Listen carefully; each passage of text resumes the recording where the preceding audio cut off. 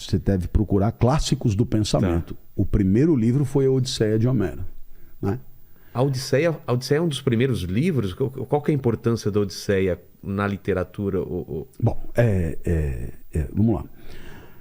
A primeira história de que se tem conhecimento... Gilgamesh, né? Gilgamesh. A primeira história, sei lá, 27 séculos antes de Cristo teria 27 séculos 27 séculos antes de Cristo. Nossa. E tal. Mas teria... Isso a ocorrência. Sei. A história mesmo teria sido relatada há 16 séculos, só 16 séculos antes de Cristo, escrita cuneiforme e tal. E a decodificação definitiva...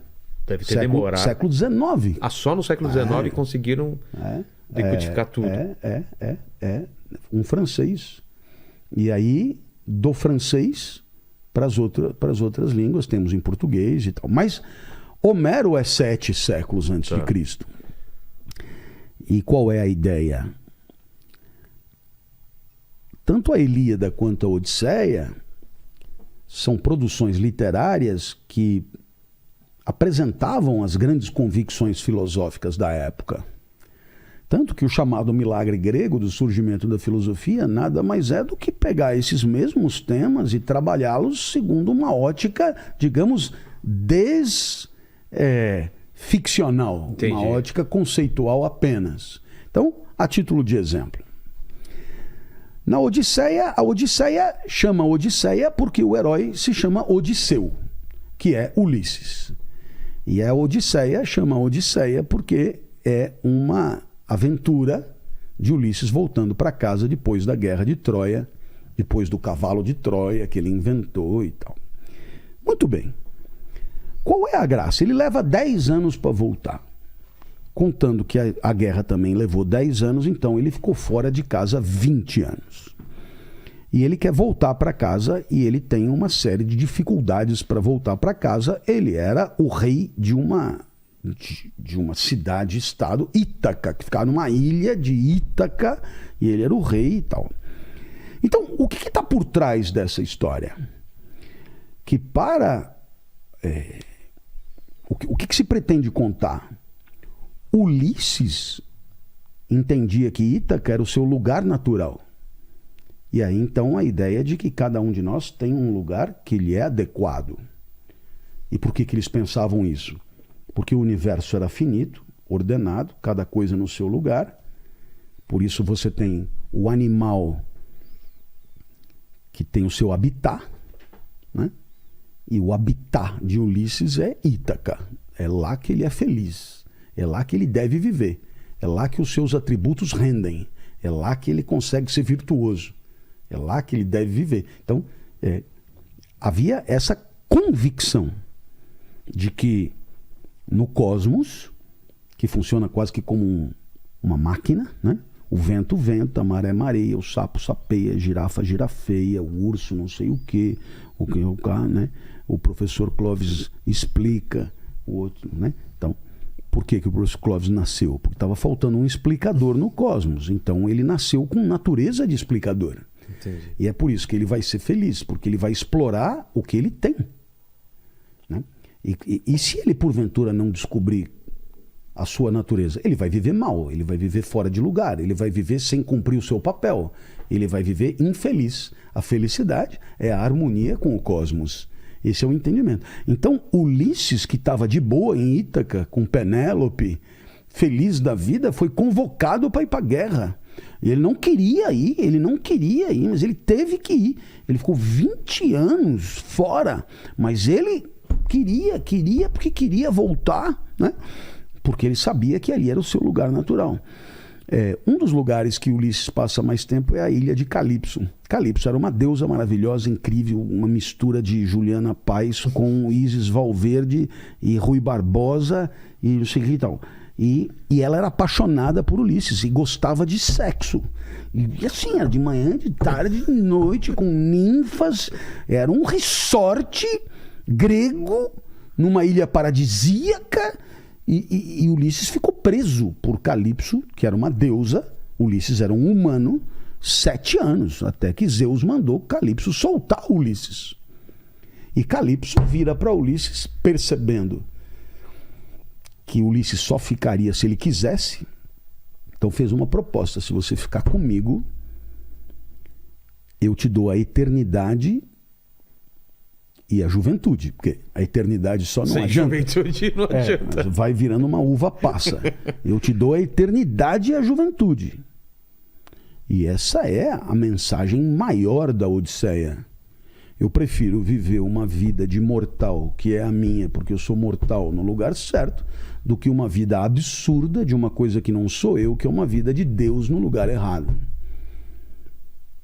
Bom, Ele opta por ir embora. Ele opta por Penélope, ele opta por Ítaca, ele opta por morrer, porque ele é mortal.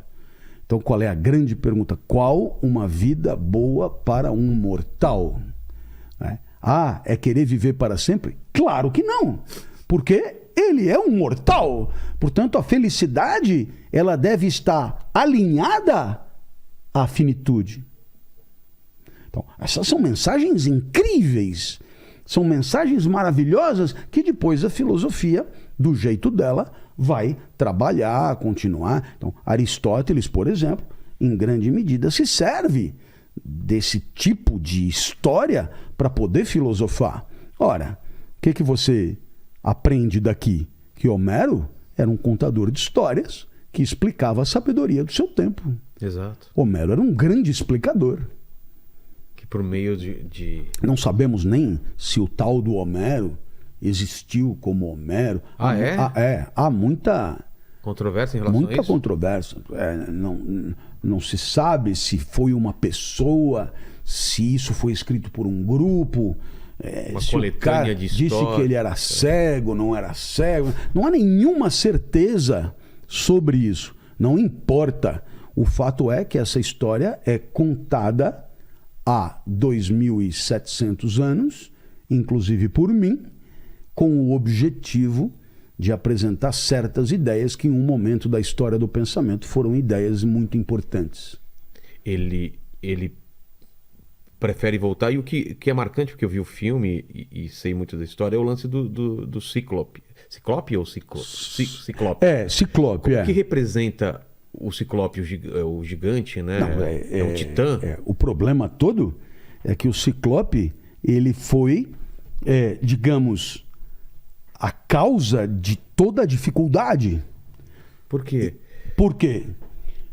Bom, o Ciclope era gigantesco e tem um olho só. Ulisses ficou preso pelo Ciclope. Então, o que ele fez? Ele furou o olho do Ciclope. Ele cegou o Ciclope. Muito bem. Qual era o problema? O Ciclope era filho de Poseidon, deus dos mares. E ele estava de navio. E ele estava de bote. De barco. Não é. Não era um navio. Não é que ele estava de barco. É que tudo é ilha ali. Não é, mar para todo lado. Por que ele não foi de ônibus? Não pegou avião. Então, é que arrumar confusão com Poseidon morando numa ilha é um enrosco sem fim. E aí o que aconteceu? O que aconteceu foi que ele demorou 10 anos, porque o Poseidon, ele agia sobre Ulisses mexendo na memória e no sono. Então, quando Ulisses estava chegando, ele perdia a consciência, ele dormia, ele se atrapalhava. Né? E aí, quando ele acordava, ele estava longe de novo e tal. Então, quer dizer, na verdade, uma coisa muito, muito, muito sofisticada em termos de consequências teóricas, a maneira como a história é apresentada, né? O quanto você tem, digamos, um Odisseu com toda a sua consciência de que quer voltar, e em algum momento forças que são nem sempre forças divinas, mas forças que estão em nós mesmos e que nos tiram do nosso caminho e que nos põem em outros caminhos que não são os nossos. Como, por exemplo, voltar para a ilha de Calipso. É toda aquela história de que você não é uma linha reta coerente, mas você é uma arena de conflito, de vetores e forças que se entrechocam, contraditórias, etc. Então, você pode tirar dessa história N conclusões poderosíssimas e, naturalmente, as pessoas fizeram isso ao longo do tempo